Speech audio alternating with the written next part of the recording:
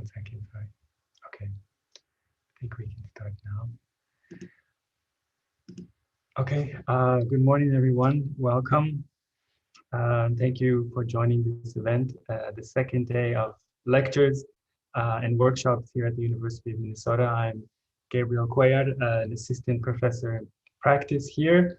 I'm delighted to organize the events this week, which are exploring the concept of lowercase a architecture, diverse spatial material practices that are concerned with spatialities, constituencies, processes, and values beyond the preset of capital A architecture.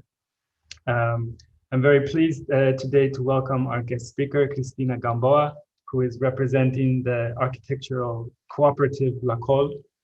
Cristina is leading a workshop this week with a second member of the La Colle Architecture Cooperative, Carlos Baiges, an architect and urban sociologist. And we are very grateful to be working with you both during this week. Cristina is an architect and educator. She studied at the Barcelona School of Architecture and the University of Stuttgart. She is currently teaching in the Projective Cities Master Program at the Architectural Association in London and has also taught at the Royal College of Arts and Barcelona School of Architecture. Cristina's work has focused on cooperative housing, a model that she has explored and contributed to significantly through on-the-ground community organizing, design and construction, publications and exhibitions. Cristina is a co-founder of the architectural cooperative La Colle, based in the Sants neighborhood in Barcelona, which was established in 2014. La Colle is a special architectural practice.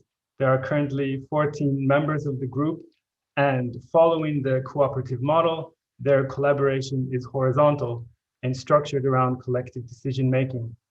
La Colle takes on participation processes, urbanism, housing policy, and construction, as well as studies and campaigns for cooperative housing projects.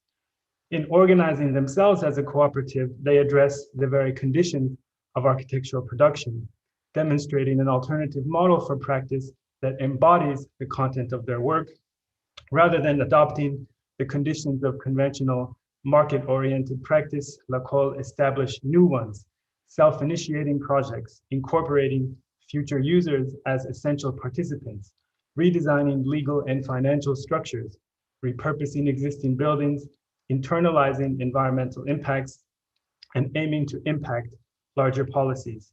In short, Cristina, Carlos, and their colleagues locate architecture in the cultivation of collectivities and social transformation, a milieu in which architects organize alongside design.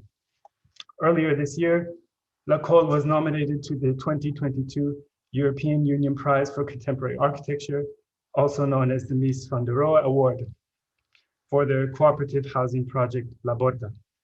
This is a very important recognition, and at such an early point in their practice, I can only say that we're very much looking forward to your next endeavors. So thank you for joining us. We have a question and answer session to look forward to following the talk. And for those of you in the Zoom webinar, please feel free to pose your questions in the Q&A box, and likewise on YouTube. We will be looking for them. Thank you again, Cristina, welcome, and we'll turn to you now. Thank you very much, Gabriel, for your nice introduction. So it's a pleasure to be here. It's a pleasure to lead the workshop with Carlos. I will share my screen.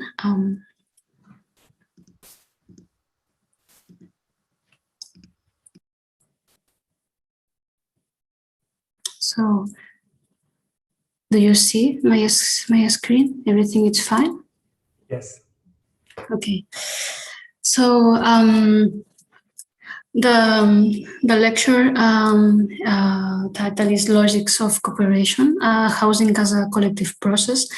And as part of the workshop, the idea is to focus on cooperative housing as an opportunity to address many of the current challenges that are facing our society and we are facing as architects. So through our experience, I would like to to highlight some of the topics and also methodologies or areas of research, which I think it's also important in relation with the workshop. So the lecture is going to be organized through 6 blocks. So a brief introduction that is going to be really brief after the also really complete introduction from Gabriel.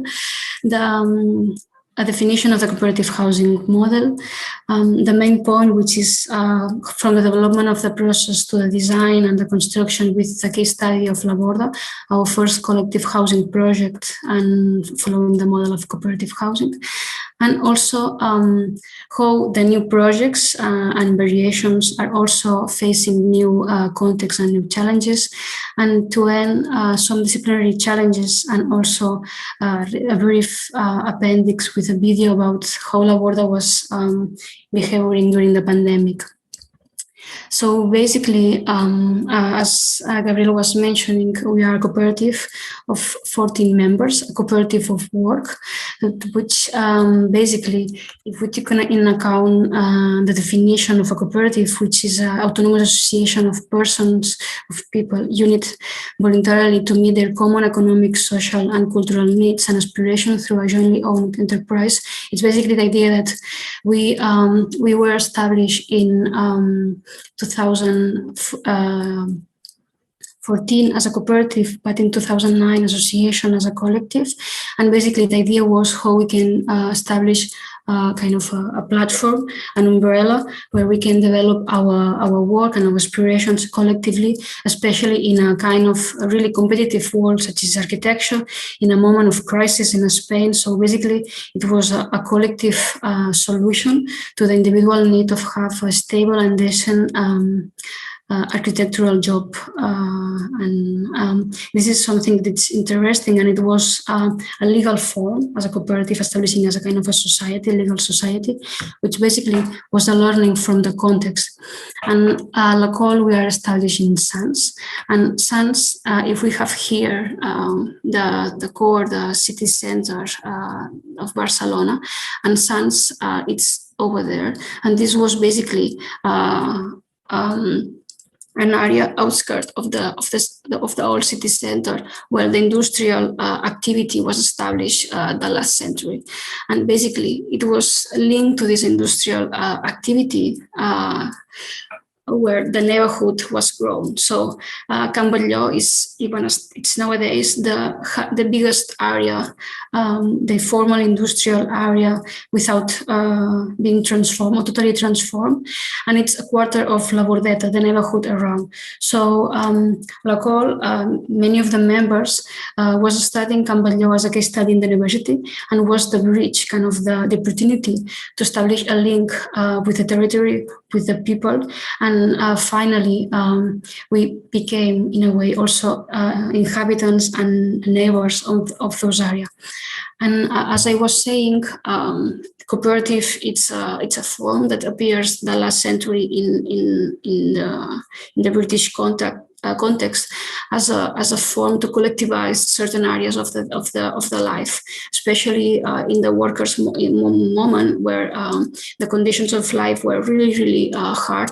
Cooperative movement appears as a way to fulfill the needs, as a kind of a workers' institution to fulfill the needs, especially in terms of consumption of food, even to provide a way of some welfare policies. And I think that the neighborhood of Sants had this heritage of a popular area with a strong neighborhood associations, movements, institutions, from the squad movement, more anarchies, to the more established and formal neighborhood associations, where all together were claiming for the reactivation, for the restoration of Can Batlló as this huge area of formal industrial activity that it was empty in the 90s and the beginning of the 2000s. And through this collective movement, so to the strike and the kind of a powerful pressure to the municipality, the neighborhood was organized and entered as a kind of a party in a really participatory and also really proactive way to the premises of the industrial area of Camballo, and with an agreement of the municipality, the activity established to, in a way, inhabit all those industrial blocks. And for us, as LACOL, we were just, in a way, in between the students, some of the members just finishing our degrees and became architects. And Camballo for us, it was and has been and is a school to understand the role of the architect in relation with society, to understand how we can engage in with social movements, with social institutions in a way to work for social emancipation and social transformation. And Camballo was a space of experimentation in terms of new protocols of urban transformation, new methodologies in terms of participatory design, even also collective construction, understand how time, how resources, how skills is part of the architectural, in a way, ingredients and inputs for the design. So just through small interventions to open some of the blocks, to connect some of the areas, but basically understood how these are kind of mechanisms of interaction that produce and promote the community was kind of a knowledge that we had embedded in our ADN in a way. And it was also a way to understand how our cities with many dynamics of gentrification, of in a way displacement, and how the public space and the public areas are understood as spaces almost as consumption, where many activities are in a way take it out. So Camballo was an opportunity to conquer again the public space and to understand how the public means the share, the spaces of the community, and the community organized won the legitimacy to, in a way, self-manage some areas, to have a position in the transformation of the area, and to be with the municipality as an agent, recognized as an agent that have a voice and can take decisions and have shown that they are able to manage that. So from, as I was saying, a library, a meeting point, auditorium, some workshops, this public space, but also some green areas and vegetable gardens. And basically, this is a kind of a conglomeration of many people and projects that are working from health, food, sport, local and economical activity, housing, education, culture, leisure, mutual help networks, such as also time benches, etc., etc. And understanding how a kind of public cooperative and community management of the city is possible, and how basically this is a new approach to the urban transformations through the real needs of the people. Also being really aware, even from the budgets of the municipality, being in a way understand that the transformation has to be slow in order to adapt to the reality, to not generate certain dynamics that can even transform economically the area and make the most vulnerable people out. So with all these conscious and all these approaches, and understand Camballo as a self-managed, paradigmatic experience of the city, the bottom-up transformation of the city, we were involved, and we understood how housing, that we can see it here, it's also a possibility. And this is a bit the beginning of the project that I wanted to show, to talk about cooperative housing as a mechanism to provide with the same values, the idea of autonomy, this idea of emancipation, this idea of bottom-up organization to fulfill, to solve collective needs. And the idea is basically that in the last century, while it was the industrial moment of development, the worker neighborhood, suddenly through these different cooperative services of consumption, even of production, it was kind of a deployment of a cooperative neighborhood. And with the crisis in 2011 to 2012, in the neighborhood was this idea to restore, to in a way readapt and reformulate these ideas of a cooperative neighborhood, and how all together can we in a way work to provide to each other services that in a way are dismantled. So we were in the middle of the economic crisis in Spain. We were in a process of dismantle the system of welfare that provides education, health services, etc., in a really extensive way. So basically, we had on mind this kind of imaginary, this kind of theoretical framework of a cooperative neighborhood for a common city. That's the way we were saying, from each cooperative establishing institutions of organization in a way to control and to reappropriate the city for the people. Basically. And why we wanted also to focus on housing. And this is basically because Barcelona was suffering, and Spain at the same time, increasing an exceptional lack of affordable housing. So when we were talking about having access to formal housing, we have to take in consideration that since the dictatorship 40 years, almost 40 years ago, the model that it was promoted was the individual ownership. So nowadays, Barcelona is one of the cities with a low average of ownership, of individual ownership, but it's still the 65%. And we have around the 35% of rent. And the main key data is that only the 1.52% is public housing, which means that the total housing stock is in control by private sector. And since many years, since the different crises and still nowadays, the international funds and national enterprises are buying the housing stock in order to speculate. So with this context of speculative development of and to understand that the house is not a right, which says all the laws that housing is understood as an asset.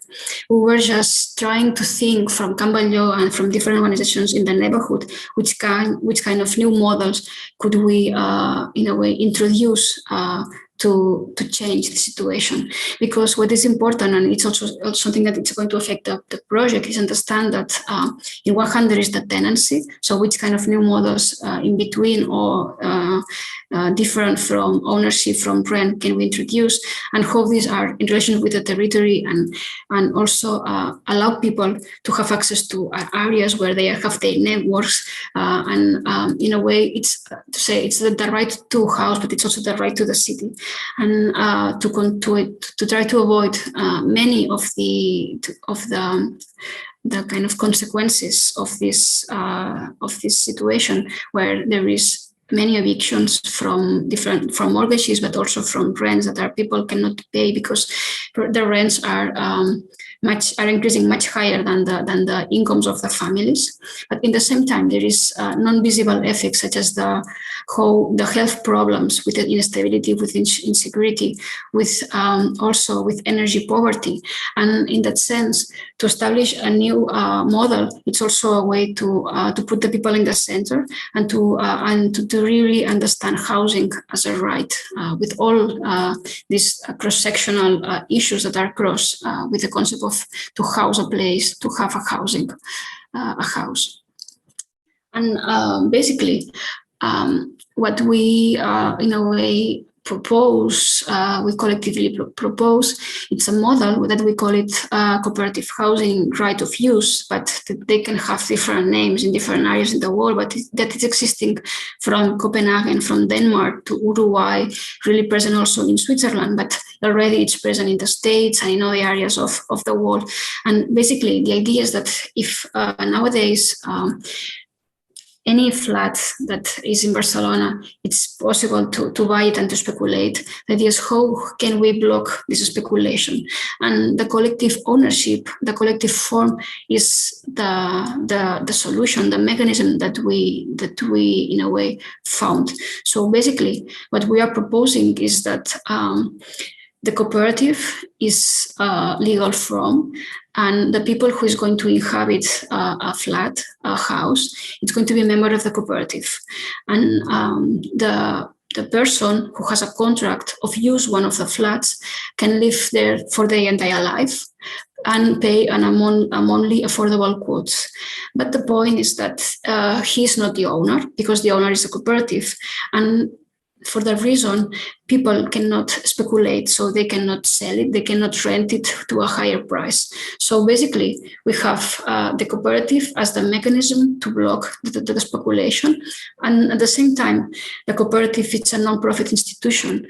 That this means that the cooperative establish the monthly fee, the monthly payment, basically based on the cost of the construction and the maintenance. And this idea to not make profit also allows to have a really, really low monthly fee. So I think that if there is any doubt, we can talk about that later. But basically, this is a model that it was existing in Denmark with the Andel model. It was also really present, and it was for us a reference in Uruguay, where this was a housing policy established by the government, giving also funds to build the different cooperative housing. But in all the cases, the key point is that the people and the members of the cooperative has the control. And in all the cases, the ownership is collective. And these are the fundamental characteristics of the model that we wanted to implement in Barcelona. And what it's also essential, it was to understand that in those processes, and learning also from theorists such as Turner, who was studying the informal housing procedures and process in South America. They said that the important thing about a house is what it does in the life of the dwellers rather than what it physically is. And this was super important, because we learned from Gamboa that more than the infrastructure itself, more than the spaces that the neighborhood was occupying, is those activities, are those relationships that are really, really important. So when we think about cooperative housing, is a way to politicize the domestic realm and to understand also how the daily practices are a transformative tool, and how the building itself could promote and enhance another kind of relationships. And also, in one hand, this idea of that has an impact in terms of the conviviality model and the life of people.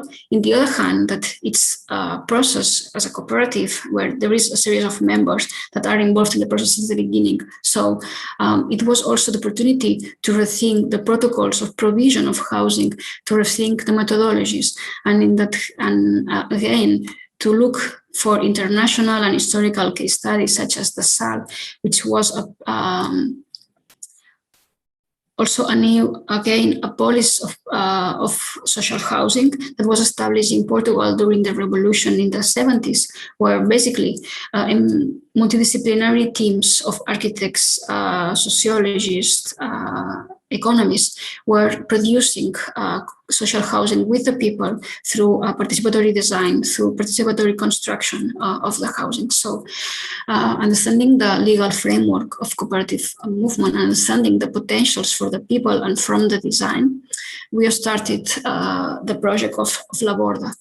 And as I was saying, La Borda has been the first collective housing project that we did, and we were really young and innocent when we started. So I was basically 26 years old, I think, and this makes, I think, to realize that we had, in a way, no idea about the bureaucracy that is behind the production of housing, and allows us to really experiment and try to break some of the existing rules. And this project became a pioneer project in relationship also with the municipality. And linked with the fundamental characteristics, here we display a bit more in detail the principles of La Borda as a cooperative housing in Barcelona. And as I was saying, the first goal, the first principle was ensure access to affordable and decent housing to the members, avoiding speculative uses of housing, and producing a new model of production, management, and ownership of housing. And this is interesting because normally in the collective housing market, there is a company, a developer that just produces the housing, another one that it's building it, and finally a user that's going to inhabit and most of the time individually. So there is no kind of organization, possibility of real management of the housing.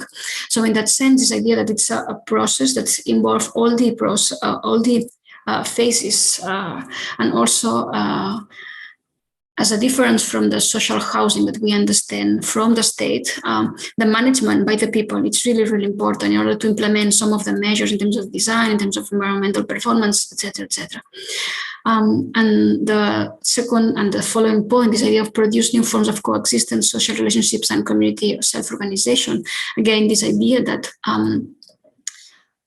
we are inhabiting a place, but we can establish a new set of cooperation in the domestic realm, which takes in consideration also the following, that is promoting equal relationships between people in different ages, genders, and origins, and how we can help each other also when with the care of the kids, with the elderly people, etc., etc.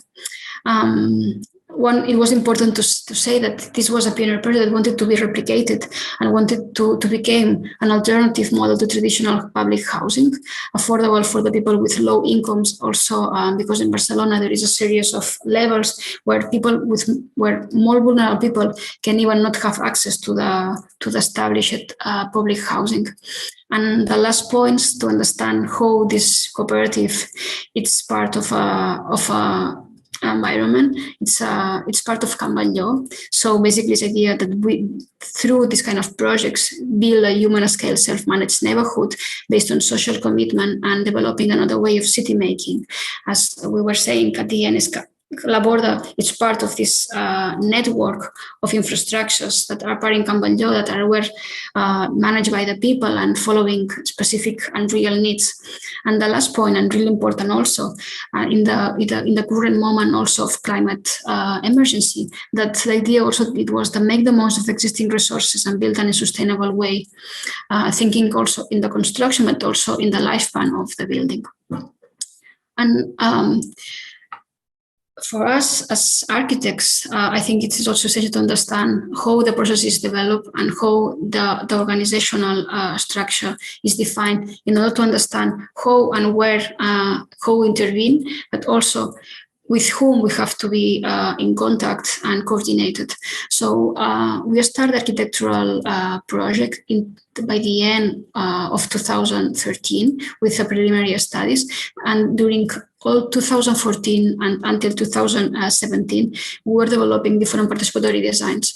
And that's why we always think that we said that we will housing to build community, because through the different workshops to think about how we want to live, which are my needs, but which are the needs of the rest of the people, which are the funds, which are the budget, which are the community areas, how we want to live, etc., etc. So through the participatory design and through different workshops, the discussions and the decisions were making the community more strong, and the model and the ideas well defined. And during all the time, so the architecture was in relationship with the legal and financial development of the process, and this was totally also related with this idea of organizational development. And it's important to understand how in this kind of process, it's not a kind of you are the client and I'm the architect. Suddenly you became part of a network. And I think it's also important to understand that through this discussion with the different and having on the path, on the way, this really complex structure, the dialogues, the discussions, but the final outcomes are much more interesting. And this is also, and this is key to, in a way, experiment and also generate kind of a sense of innovation. And this is also what I think it's important to understand and to think how we can also introduce this kind of models in your local context. So basically, the cooperative is established through a general assembly where all the members participate, and then they have different organizations, different kind of working groups, and commissions, which are architecture, administration, economy, legal, communication, and model of conviviality of shared living. And we as architects that we are located like here at LACOL, we are in contact and we were working all the time with the architectural committee, and we were preparing together with them the workshops to discuss in the General Assembly. But at the same time, we were working with the people who was the project manager, the people who was doing the financial schemes and plans. We were working with, as a technicians, it was a process of intercooperation, which was much interesting and much innovative in terms of the outcome. And here, it was also really important to understand how the criteria and how the characteristics of the model was affecting and how to respond in the architectural approach. So basically, it's a self-managed and self-developed project, which means that they have the participation of the users, and we can establish also a participatory methodology, and we can understand also which is the profile. We know the people, and we can make it engage with the design and the process. And the second point is that the collective property. So we are not building a flat for a person, for a family. We are building the whole community, the whole building for all the members. So, and these members can change through time. The needs of the community are going to change. People get older, kids are growing, etc., etc. So this idea that it's a collective infrastructure means that it also has to be open and flexible and adaptable to those changing needs. The third point was this idea that they wanted to implement a new model of conviviality. So we had to reprogram to understand which new areas has to be introduced in the program of collective housing, more than the units and the access and the common areas, which as a whole, a series of new facilities has to be deployed.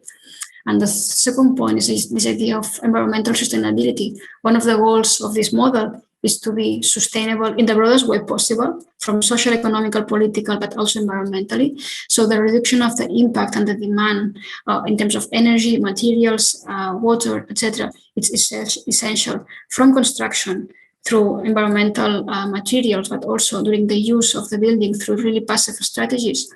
And affordability. We were looking for affordable housing, so we have to reduce as much as possible the cost of the building, which mean that we can have phases of construction, self-building moments, redefining of the standards, so that the market standards has not to be something as a reference for us. We have to redefine the way that we build, which are the solutions, etc., etc. And basically, in Laborda, we took all this in consideration, and this is Gamboa, this huge area that we were looking previously in different images. This is Laborda. And basically, as I was saying, this is a model of public housing because Laborda had an agreement of leasehold of the land for 75 years. So this is a public land that is in a kind of a rent for 75 years to Laborda. And Laborda is considered at the same time public housing because it's in public land. So it's a cooperative public mechanism of producing social housing.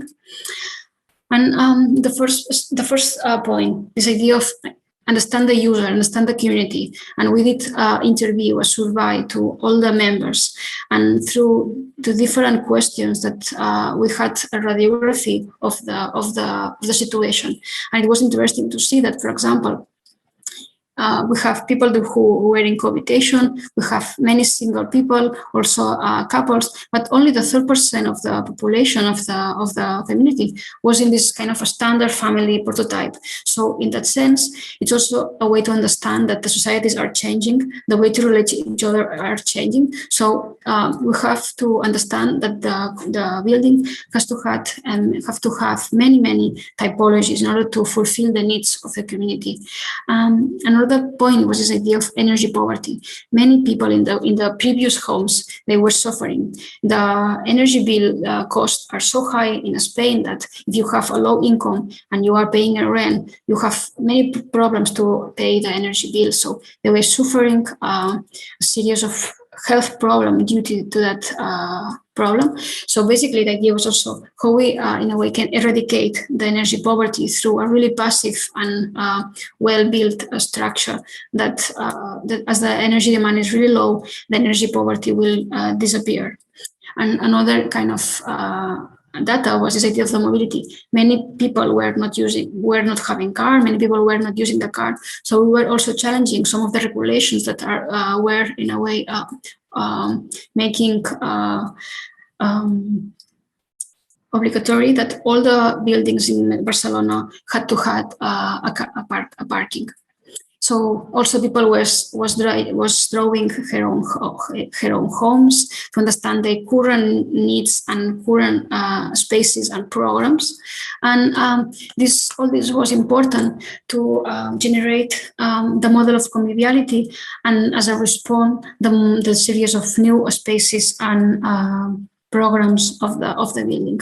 And this is something that it has also to relate with a culture conception and the mindsets of which means housing, and more than kind of a shelter, and many activities that we are doing inside our homes as individuals. It's this idea that which kind of these activities, which areas can we in a way collectivize, and what we want in order to that, because at home, we cannot share some kind of spaces, we cannot share some kind of activity, we cannot have support in some areas. So if we understand the living condition in common and in community, we can have energy supply system, which is much efficient and much less expensive, much sorry, I don't have the name in English now, but well, we can also have different car systems. We can also have a collective system of funding, but which is also something unknown, and which each community is going to define, is this idea that also we can establish health and care protocols. We can, in a way, help families each other to take care of the kids. The elderly people can also have mutual help, but also have they cannot feel alone in a cooperative. We also can establish educational and many other activities, as also activism, like political activism, cultural activities, cooking together, etc., etc. So each community has to discuss what they want to do, and this is something that cannot be the same, because the needs and the people and their skills and their desires are going to change. And the second step is also this idea that we have a community which is also part of a bigger community, and in the neighborhood and in the city. So it's also important to understand how these activities and how the spaces are going to be organized, from spaces that are open to the neighborhood, spaces that are open to the whole community, spaces that are open to specific groups of people that share a need, which are, for example, people that work at home and want to share a workspace, people that have kids and want to share a space of a kind of playroom, then the unit itself as a space of the household that will share a series of spaces, and finally the user. So from the room to the common area to a public space for the neighborhood, there's a series of interfaces that are important to define. So it's also part of this understanding of the context in the broadest way possible, where the program are going to be defined. And basically the conclusion is that the conventional housing project has the housing and the common areas, and basically as the stairs, the elevators, or the hall. In the cooperative housing project, we reduce a bit the housing because we can collectivize areas such as the laundry.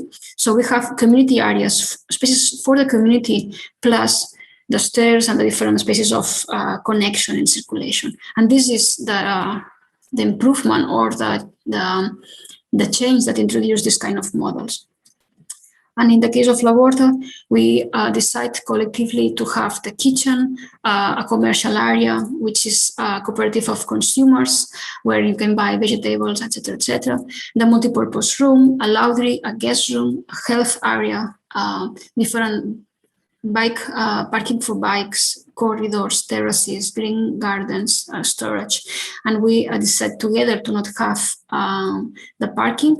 And we managed to change the regulations in Barcelona. And nowadays, more buildings can avoid the construction of parking. And they are promoting a more sustainable mobility model. And more or less this idea that we like each unit put in common 10 square meters, and we, La Borda has in total 280 square meters of community areas. This idea is that also through collectivize these areas, we are reducing the surface. So it's a reduction of demand, of costs, but also through collectivization of services, we reduce the environmental impact. And this was also important because as a community, as part of the process, we were establishing the environmental goals. How we can reduce the energy consumption, the materials, the water, the waste in terms of the construction, and also which are these impacts. So normally people who design, who lead the development are not going to live there. So in the case of La Borda, the important thing is that the people are also thinking the consequences and how they are going to live and which energy are going to save and how this is going to be also economic saving. And with the conviviality model and commission, we were also working in this kind of diagrams to understand how a laundry has an impact in terms of reduction of electricity, reduction of water. But if you think, for example, with the kitchen, in the kitchen there's also a reduction of time, because if a person cooks for everybody, there is a reduction also of time. And this is also important even in terms of gender roles.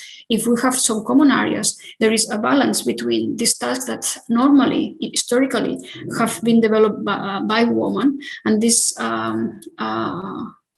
works, and the outcome, it's a really balanced and established and democratic community. And in terms of the architecture, and this is something that also in the workshop we want to, in a way, to work with this idea, how the organization of the program, how the understanding of the plot and the conditions are going to define the proposal. In La Borda, it was a plot in the limit of the Park of Can Batlló and the historical area. And basically, we design a corridor, a public passage that connects the both areas, also to bring people to the park. And in the ground floor and the first floor, we allocate all the common areas, also as a transition between the public, the community, and the private, which are the units. So through courtyard, all the different programs and units are all together as a kind of a core.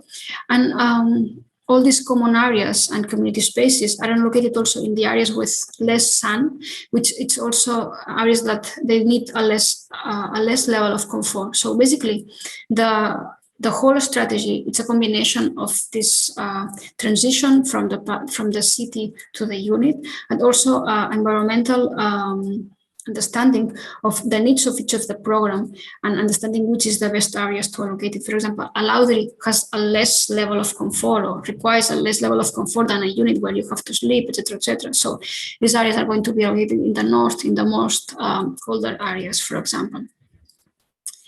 And this is this kind of section where you can see where we densified the south facade. So 24 from 28 units are in the south facade with direct sun caption. So no need of heating.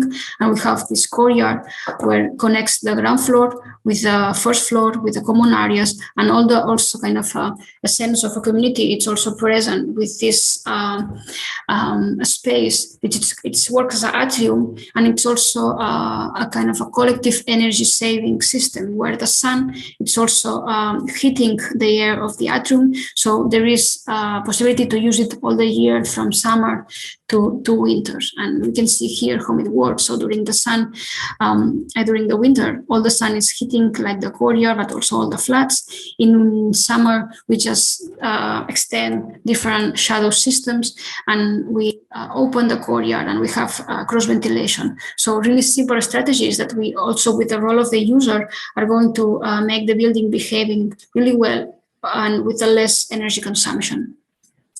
And the last part of the design was, once we have the program, once we have the main strategies, how we are going to develop the individual units. And following the diagram where we saw that we have many kind of typologies and families, we need really open and flexible structure. So basically it's a matrix of rooms that can be connected in different ways and provide a series and variations of typologies to fulfill all the needs. And understand that this is going to change through time. So it's going to be possible that through years, also the combination of the rooms can change. So again, it was also a process to understand which is the common infrastructure and which kind of decisions are going to be selected, which for the inhabitant, and how they are going to manipulate it. So basically, it's the infrastructure is really naked, and people are going to finish based on their current needs, the infrastructure.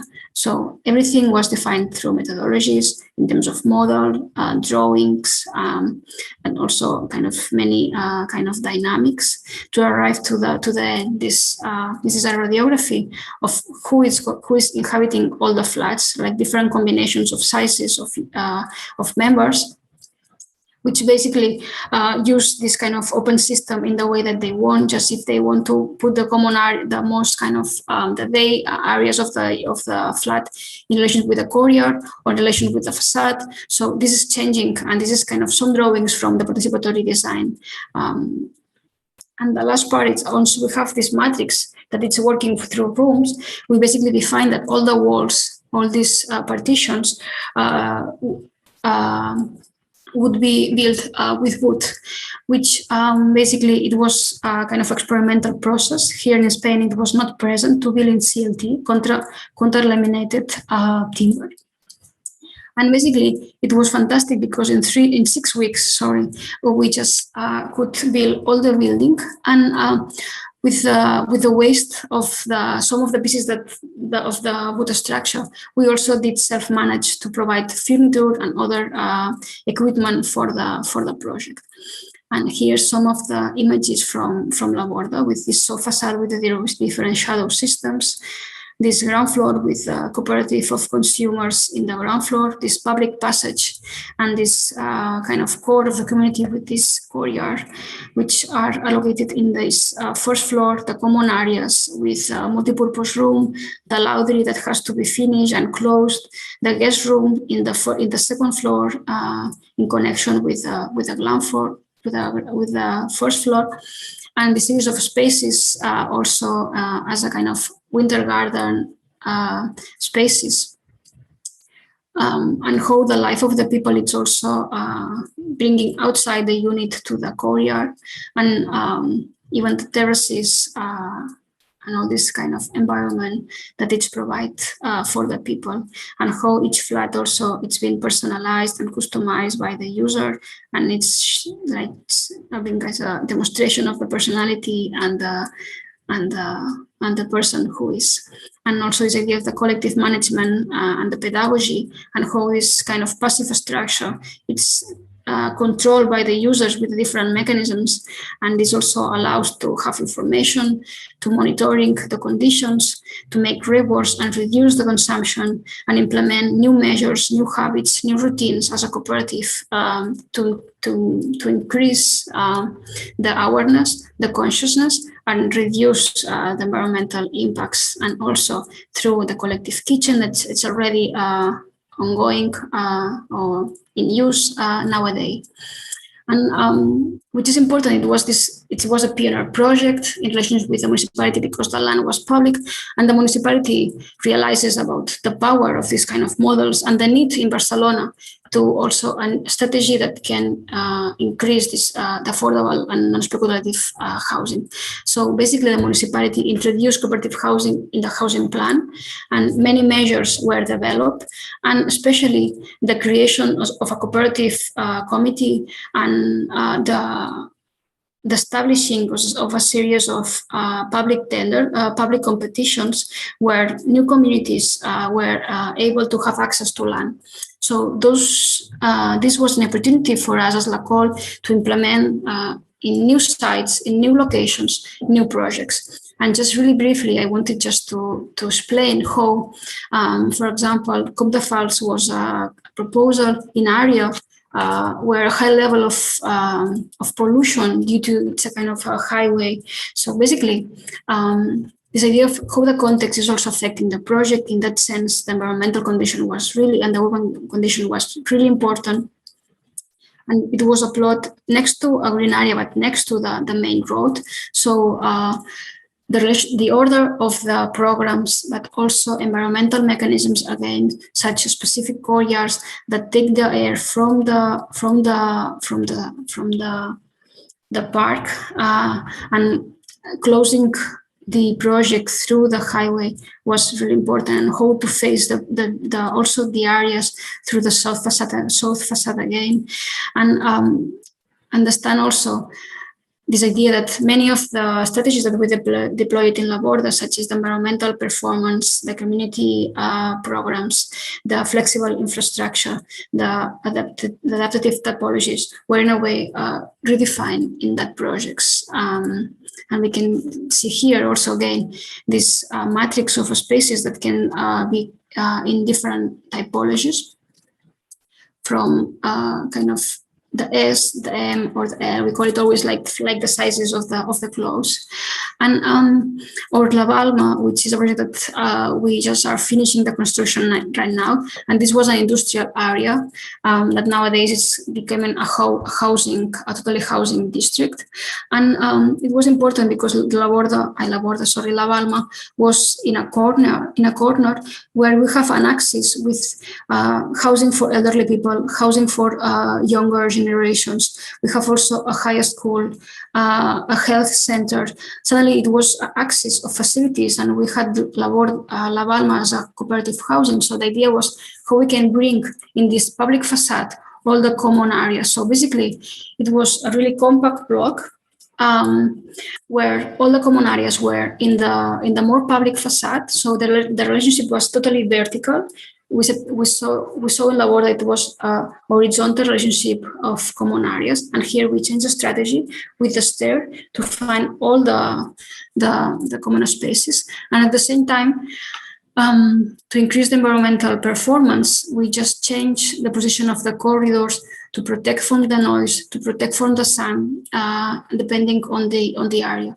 So this was a smaller and compact volume, but this idea to put the common areas in the most privileged areas, to have a relationship with the surroundings, and to also have, again, flexible areas was really, really important for us. And again, we build it in wood from the learnings and experiences of Laborda redefine, and how these corridors, and these are the views of all these exterior areas that are, and these open stairs with the surroundings. So just to turn in the other way around, the spaces where in a conventional housing are closed, are dark, suddenly here are spaces of interaction, and in any position, in any context, we can make the most. Also with common areas open to the surrounding, with social flat for vulnerable people.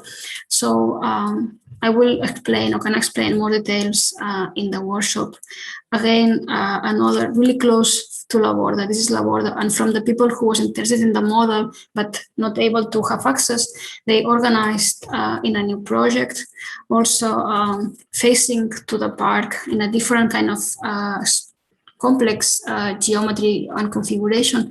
And here we are also playing with flexibility in really strongest way, because there is also a need from the community to live in that kind of clusters, which basically means that maybe 11 people it's living together in a flat. So we need to, in a way, break the limits of the individual and kind of established flat. So which kind of design strategies can we, in a way, establish?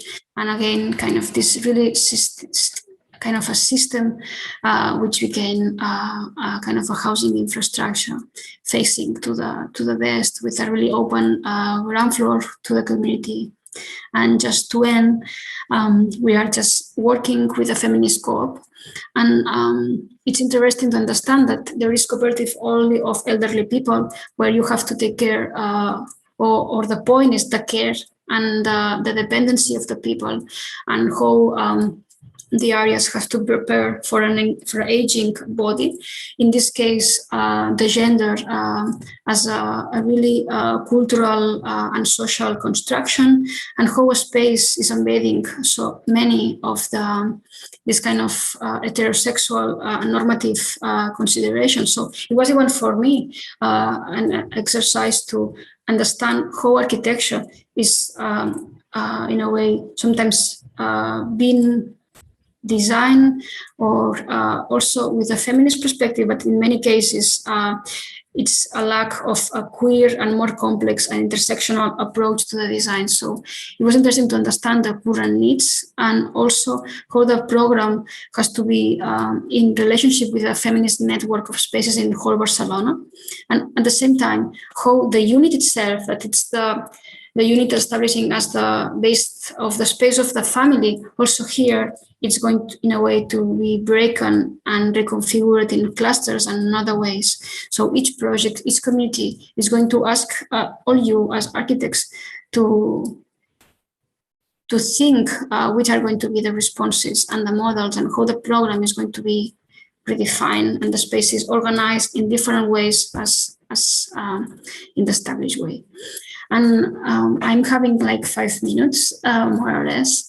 I'm going super fast just to give an overview a bit about our work, our approaches, and what we realized that more than the design itself, when the model was in a way growing, the demand of people, but also the municipalities wanting to implement cooperative housing, it was important to work forward or outside even the building scale. So La Col, we have been in a way working in cooperation with La Dinamo. We were also part of a foundation, which means that the development of a new model also asks for new agents and stakeholders. And we had the opportunity to, in a way, to have disciplinary challenges and understand also that the architect has a role in terms of housing policies, in the scalability of the model, the articulation of the sector, etc., etc., etc. So basically, we were systematizing the knowledge of the La Borda, of La Balma, of many of the cooperatives, understanding which is the first phase, the second phase, the main goals, the spaces of decision, where architecture has relation with economy, with conviviality, and how this process is, it's always kind of repeated in the same way. And we have to learn from the mistakes and from the failures, and to make it more easy and accessible for everybody. And also at the same time, making really visual materials to understand that we have been developing this from a plot, but we can also develop cooperative from existing blocks. So in a way, reappropriate from the capital and from the private sector cooperative housing. And we are doing like new tools and establishing kind of bibliography, books, and also set of content for municipalities. So in that sense that we are moving, or we are working in parallel from the design to the implementation, the policies and the research of these models. But the main goal is understand that we have to be really creative, and we need a huge amount of inventiveness to really face the current housing challenges of the city and see how this is going also to be in contact with other cooperative uses and needs, and from empty buildings, from dispersed flats, from buildings where already people is living there and want to become a cooperative, from plots. And I think this in the workshop we will also have the opportunity to think which opportunities are in the local context, with the goal to generate a cooperative neighborhood, a cooperative infrastructure. And this image is from an exhibition that was in the Vitra Museum in Switzerland, where basically they kind of put together different cooperatives from different locations to establish this kind of landscape of common areas, of a more human public space. And I mean, this is the goal that we have, human-centered city at the end, which puts us where the life of the people it's it's kind of on the top of the decisions in many levels. And to finish, I wanted to, because of course we are living in a pandemic time and we cannot avoid it, but we also have to learn from that. And in Spain we had a really strong regulations and measures. So basically that we call it kind of a normalized state of exception, where to use common areas in buildings where was not possible. But in Labordas, we are a collective form. We had the opportunity to redefine all these kind of measures and to be critical about that, and to understand also the mental health of the people, etc., etc., and how this kind of pandemic had increased these profound inequalities, and how this kind of processes also allows to have new protocols of care, new uses of the spaces that allows the community to be really in contact, and to the mutual help is possible. So it's more than the infrastructure, it's the things that made for the people. So our community is in the making. And I wanted to finish with this video that just is showing some moments and kind of current situations, which allows to imagine a bit more how is the building and the labor behaving.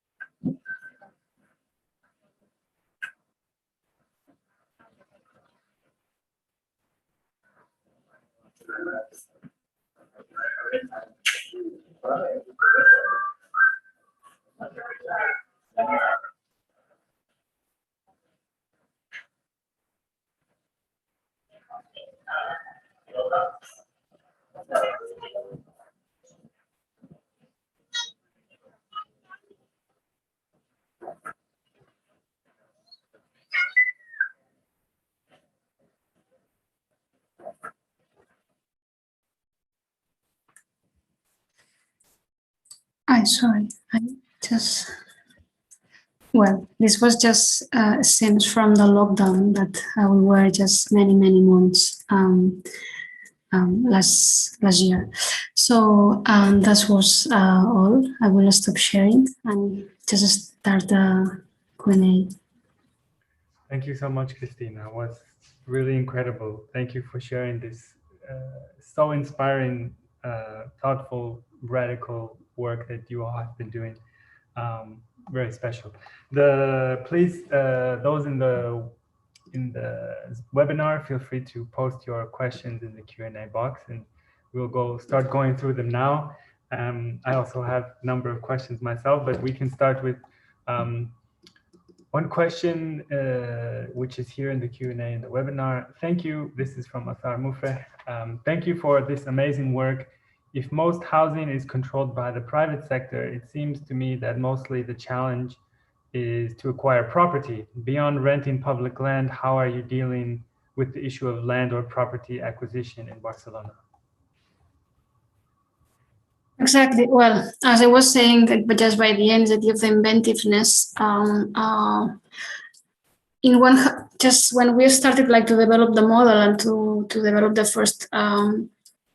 first experiences, we arrived to the same conclusion. If we always have to develop the model in cooperative in public land, this has a limit, but also because Barcelona is a really dense city with a limit with other cities, with the mountains and the sea. So the land is really there are few land available. So basically, the idea of that restoring buildings is essential. So also this idea that we have to acquire and to be able to intervene in the existing fabric is essential. And the second, it's establish new protocols, such for example the community land trust, which are also present. And it's a way to say the cooperative cannot have the possibility, because of the cost, the really expensive cost of the land, to buy it by themselves, but can be this kind of collaborations and community land trust between foundations or third sector institutions with the public sector and cooperatives. So the idea is to increase the network, and in that sense, where many institutions can work together in order to block land and see which kind of mechanisms we can in a way work. And also, even there is private institutions with land that they are also interested with the model, because basically, like, you are in a way building the housing and also giving a return, economical return to for the use of the land. So basically, I think it's understand that we have experience in public land. There is also the private, but this kind of also common land that in a way we can have access. So again, last year we were studying 10 international case studies to understand also the forms and ways to have access to land, to have access to funding, to understand also the relationship between the cooperative and the public sector, because in each place in the world, the conditions are different. So we can learn from all and see which kind of tools we can apply it here. But definitely, I think that the land is one of the highest points and challenges. Thank you. That's really helpful. There's one question from YouTube, and I will maybe add some to that question. It's from Mary Bagley, who asks, the project Laborda shows the depth to which architectural and social life can be designed. I'm wondering about the challenges of separating life and work for a designer like you in this situation. And I guess one similar question I would attach to this is, I would love to hear more about how La Colle as a cooperative functions and how you, collectively do the work that you do, how you make decisions, how you operate financially. If you could share some of the behind the scenes of your cooperative. Excellent. Yeah. In many cases, I think that many of the projects that we are working on or working with are in needs that we are also having. So at the end, I think that we cannot detach our role of the architect, but also our current conditions. So also as a person of 30, in my case, 35 years in Barcelona, it's really hard to have access, for example, to a house. So it's totally affordable for younger generations. So we also, in a way, get involved in projects because, we call it that we put the body in the sense that we are crossed by the needs and the conditions of the urban conditions. So in a way, we are never detaching even kind of the experiences from the work and in the other way around. And I have to say that in many cases, I'm talking about from La Borda with we, because I'm just also living in La Borda in my case, because I was studying as an architect and people said that you have the same problem like us. So, and I also start to be also one of the members in inhabitant members. So I learned the two sides of the process as an architect, but also as an inhabitant. And I could, in a way, also test the building during the pandemic to see how it was behaving and how people was. So it was a kind of a really rich experience. And so in one hand, also in Gamboa, we are neighbors. So all the time, we are also trying to understand that we have a relationship with the neighborhood networks and experiences. This is challenging when we are working in different areas. So also we are always trying to work in relationship with collectives on the place in order to understand the current conditions. This is just a kind of a note. And in La Colle, as I was saying, we are 14 members and it's a totally horizontal structure. And we work in different areas from housing policies, participation, construction, scenography, or education. But in many projects, there is a kind of a connection. So in the teams, in some of the cases, we have members from all the areas, but which is more representative, it's that one day per week, which it's currently it's all the Wednesday afternoon. We work all together, and each day there is a project, there is an issue, there is a kind of invitation or anything that we can discuss collectively. So that's why we sometimes talk about collective authorship, also because when a team, because of course there are teams, but these teams are always changing and the people it's crossing and sharing the knowledge, but always as a team you present the brief, the client conditions to the others in order to collectively design the strategies, the walls, and to discuss which are the lines. And this is a way to share the knowledge, but also to receive a lot of feedback. And this is also is essential. And I would say that these kind of internal workshops are really important. And also weekly on Mondays, we have also meeting more as a kind of a management, but also allows to understand what is happening in the whole cooperative, in the different, even the different teams are, etc. So we have different moments of crossing information and participation. And as part of the cooperative also, we understand that we have to put light in the reproductive areas, and which is something that in some of the cases, the labor conditions are not really explained or put in the center. So also again, we are working always taking in consideration the social economy, the intercooperation, with whom we can work, also the gender approach, how we feel as a woman in the team, in the construction sector. Also, we are some of the members are having family, how the care of the kids and is crossing. So as LACOL, we are having the 70% of the time just to production itself, but the 30% is for investment, for education, for sharing this knowledge, and also even to implement internal measures to increase the quality of the job condition. And I think it's really, really important. And also, as part of this 30% of our time, we have activism, and we work with the different networks from housing sector, from even strikes, different kind of strikes or struggles that are in the neighborhood that we can support. So this kind of combination to understand that we are also a kind of active agent, social agent. It's important. I didn't know if I don't know if I really asked the question because it was kind of really open, but well, that was really helpful. Yeah, I think we have a much very interesting perspective now on how you operate. There's a question from Amar Nagati, who's also one of the workshop tutors this week, who says, great work. To what extent are the cooperative members involved in the planning and design process? Yes, I didn't talk much about that, sorry, because we normally say that we have kind of different levels of participation. We have, of course, the members of the cooperative have the total control of the development, all the areas, so they took all the decisions. In terms of the design, there is what we call collective design, that all together design the program, the strategies, the environmental goals.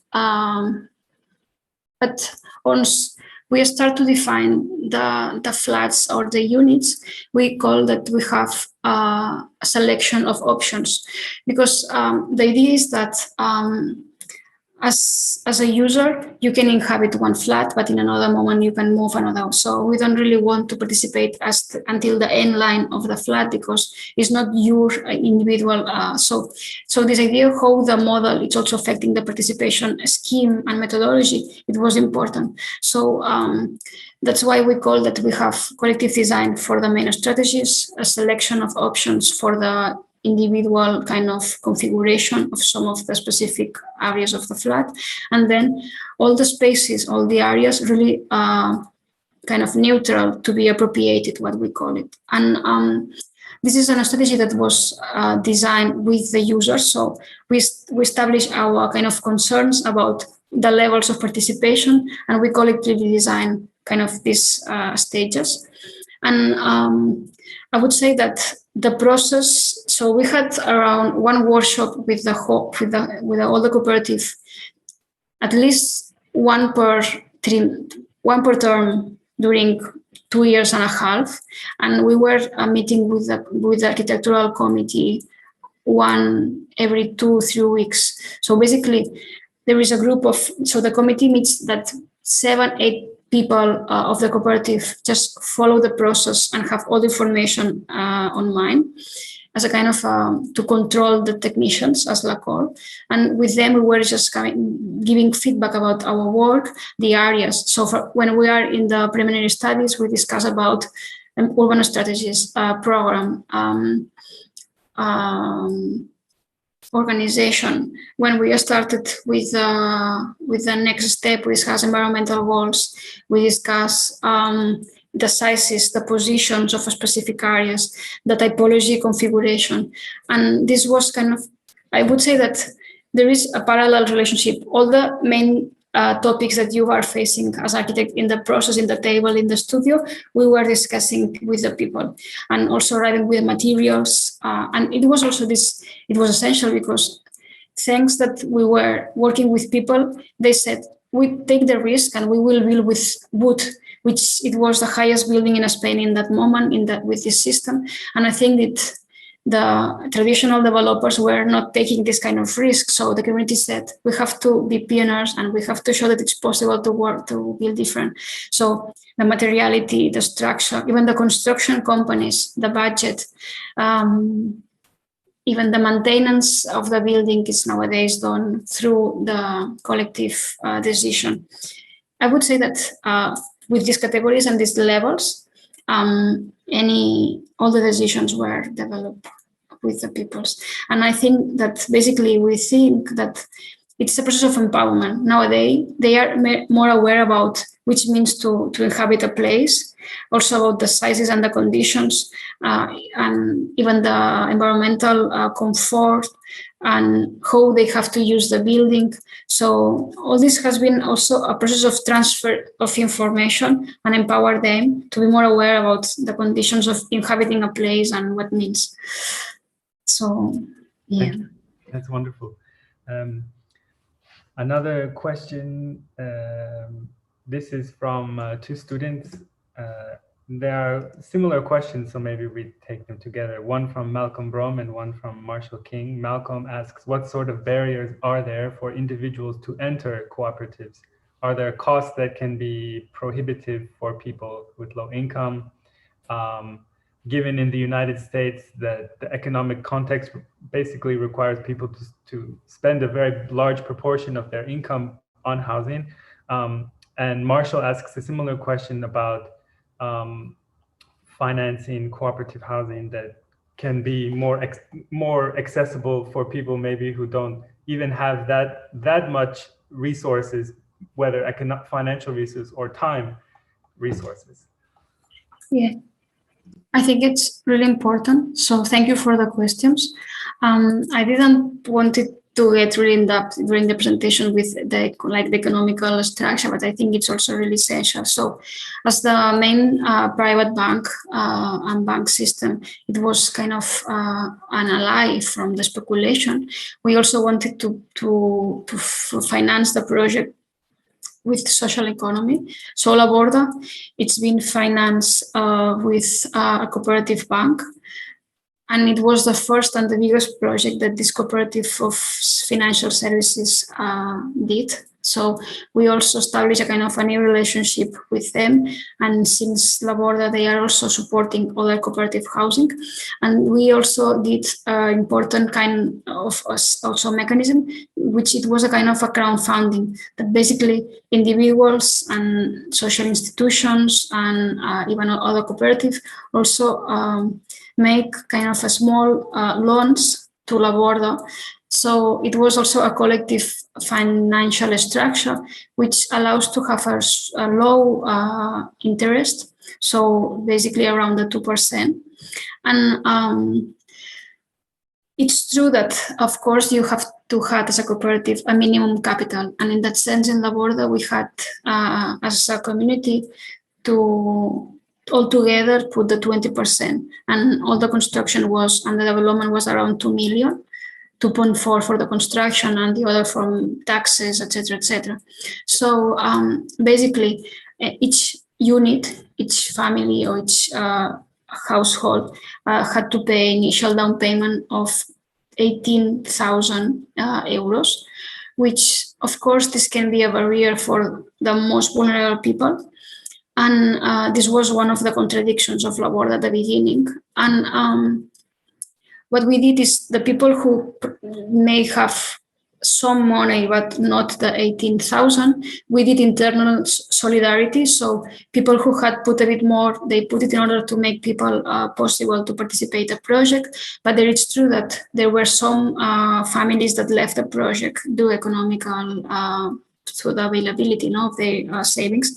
And that's why with the land at Kijon, the other challenge is to make it as affordable as possible and without any initial down payment.